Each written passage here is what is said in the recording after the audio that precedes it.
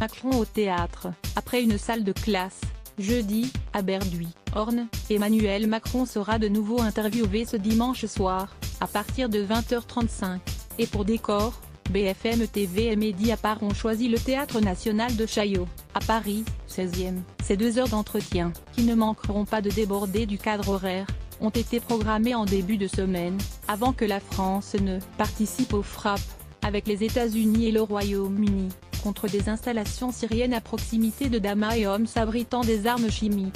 Dans son blog hébergé sur Mediapart, Edwy Plenel explique que ce rendez-vous, qui dans le principe avait été lancé le 5 mai 2017 pour évaluer la première année du président de la République, a été assorti de plusieurs conditions par l'équipe comme dit Macron, pas dans les locaux de Mediapart, sans questionnement collectif de l'équipe, en association avec un média partenaire et au palais de l'Élysée. Ismaël Emélien, Sylvain Faure et Sibeth Ndiaye étaient à la manœuvre pour cette 4e interview depuis son accession au pouvoir.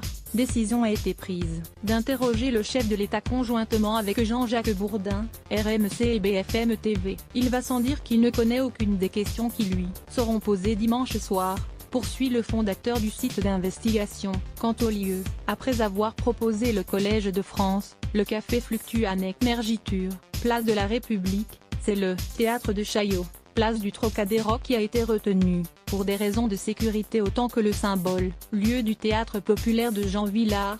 C'est là qu'après la Seconde Guerre mondiale, la toute nouvelle Organisation des Nations Unies, ONU, tint 2 de ses assemblées générales, en 1948 et en 1952. Parmi les sujets abordés, NDDL et la grève, la SNCF. Un rappel de l'histoire qui ne pourra que sonner, ce soir, alors qu'Emmanuel Macron sera amené à défendre sa décision, sans mandat de l'ONU et sans consulter le Parlement, de procéder à des frappes aériennes sur des sites syriens. Les Américains se sont dit prêts à dégainer de nouveau contre le régime de Bachar el-Assad. Et les Français ?